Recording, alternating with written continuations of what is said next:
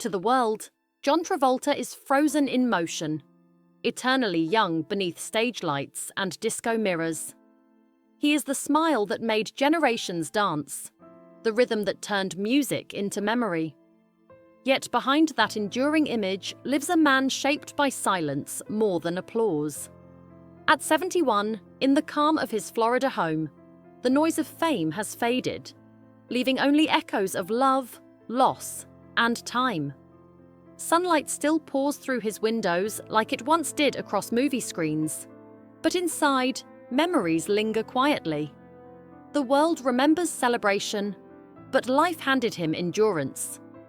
His story is not defined by red carpets or box office records, but by how often he learned to breathe again after grief.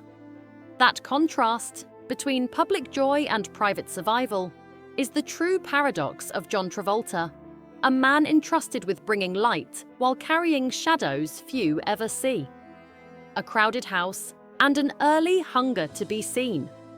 John Joseph Travolta was born on February 18, 1954, in Englewood, New Jersey, the youngest of 6 children in a home where space was limited and voices were never quiet.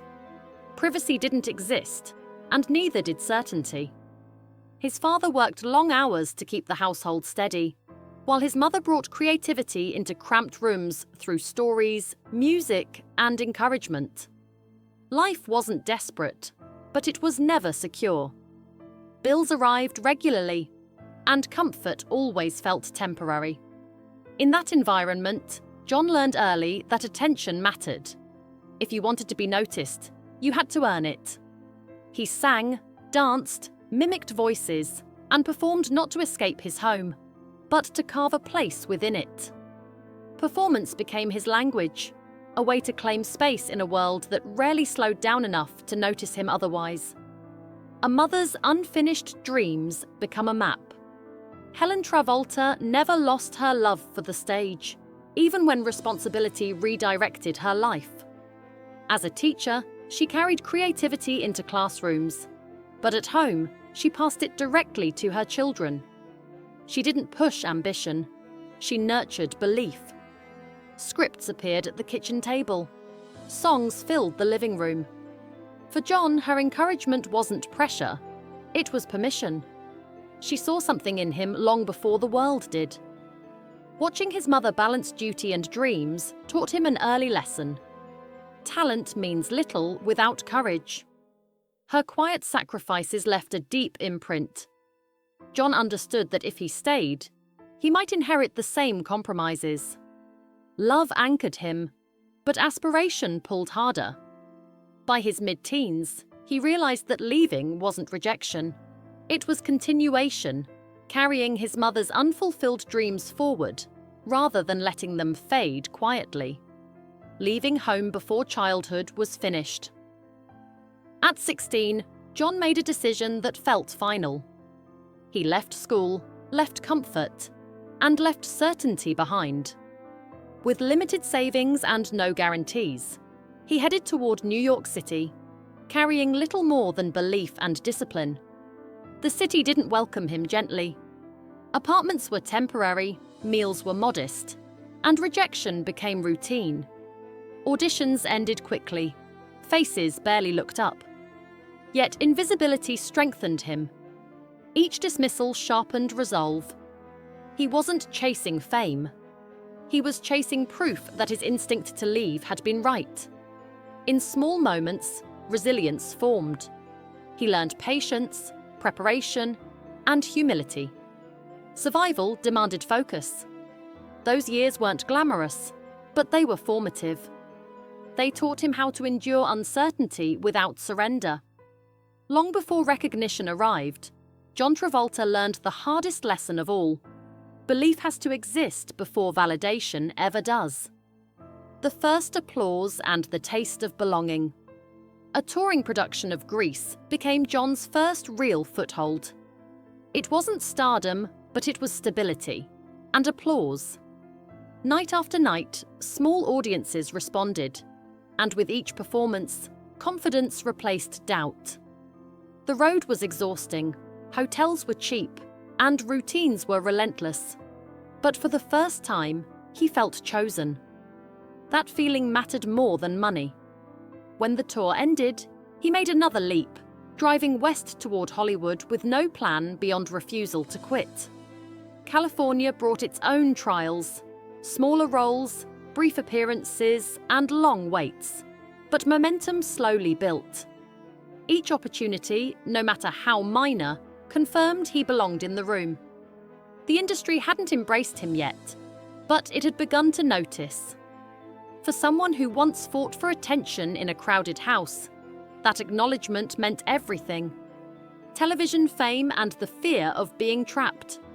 Welcome back, Cotter introduced John Travolta to millions, turning him into a familiar face almost overnight. His performance felt effortless, grounded in instinct rather than imitation. Audiences connected instantly. Fame arrived fast, but it carried an undercurrent of fear. Television success often confined actors to a single image, and John sensed the risk immediately. He appreciated recognition, but resisted comfort. Behind the scenes, he prepared for transition, knowing that staying still could be dangerous. That instinct proved crucial. He didn't want to be remembered as a moment. He wanted longevity. While the public celebrated, he quietly planned escape routes. His ambition wasn't louder roles, it was broader possibility. That awareness, rare at such a young age, positioned him for what came next, even as the world assumed his path was already defined. Saturday Night Fever and a cultural earthquake. When Saturday Night Fever arrived, it changed more than John Travolta's career. It altered culture. His portrayal of Tony Manero captured restlessness, vulnerability, and hunger beneath confidence. The dance wasn't decoration, it was expression. Audiences recognized themselves in his movement, his uncertainty, his desire to be more. The film exploded globally, and at just 23, John received his first Academy Award nomination. Suddenly, he wasn't simply popular, he was symbolic. Yet success carried complexity. The louder the applause grew, the more distance he felt from himself. Fame accelerated everything: expectations, exposure, and pressure. While the world celebrated youth and rhythm, John absorbed the reality that success could be isolating. The role made him iconic, but it also marked the beginning of a lifelong tension between image and identity. Grease, immortality, and the cost of being loved. Grease cemented John Travolta as a permanent fixture in pop culture. Danny Zuko wasn't just a character, he became a symbol of youthful optimism. The film's success was overwhelming, and its reach undeniable. Music, fashion, and language followed. But immortality came with constraints. The industry embraced the image, but resisted evolution. Scripts repeated patterns, limiting range. John felt the narrowing.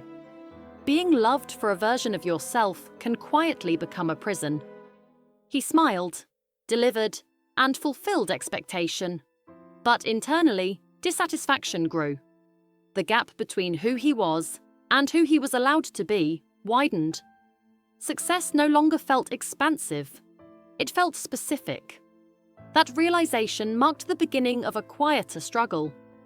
One not against failure, but against stagnation in a world that preferred familiarity over growth. Falling, waiting, and the long road. Back the years that followed tested endurance. Shifting trends and critical distance cooled opportunities. Projects stumbled. The industry moved quickly, rarely looking back. John continued working, but relevance felt conditional. Instead of retreating, he waited. Not loudly, not resentfully, just patiently. Then, in the mid-1990s, Pulp fiction reframed everything. His performance revealed depth audiences had nearly forgotten. The comeback wasn't nostalgic, it was transformative. Recognition returned, but with maturity. This time, He understood impermanence. Success was welcomed, not chased. That awareness changed how he moved through Hollywood. He no longer defined himself by peaks. He focused on presence. The industry noticed, but John had already learned the greater lesson.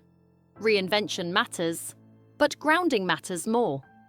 Loss redefines. The meaning of success, personal loss, reshaped John Travolta more profoundly than any career shift. Becoming a husband and father reoriented his life toward meaning beyond performance. Then tragedy arrived, altering everything. Grief narrowed priorities. Fame lost urgency. Work slowed, not from retreat, but recalibration. He chose privacy where possible, presence where necessary. Later losses deepened that shift, drawing him further inward. Public appearances became selective. Projects became intentional. He wasn't disappearing. He was protecting what remained. Life taught him that applause cannot shield love, and success cannot replace absence. In that realization, his definition of achievement changed permanently. Peace replaced ambition. Responsibility replaced recognition. The man once driven by motion learned the strength of stillness, choosing continuity for his children over momentum for himself. What remains? When the spotlight fades. Today, John Travolta's legacy isn't confined to dance floors or box office numbers. It lives in resilience, in the ability to continue gently after enduring deeply. He wakes each day focused not on remembrance, but on care. For his children, for memory, for the life still unfolding. Fame exists as history, not identity. In quiet moments, he is simply present. The paradox remains. A man known for joy shaped by loss. Yet that contrast is what defines his endurance. He didn't outgrow pain. He integrated it. And perhaps that is why audiences still feel connected to him. Not because he was flawless, but because he remained human. In choosing peace over performance, John Travolta completed a journey far richer than stardom. One defined by love carried forward, even when everything else faded.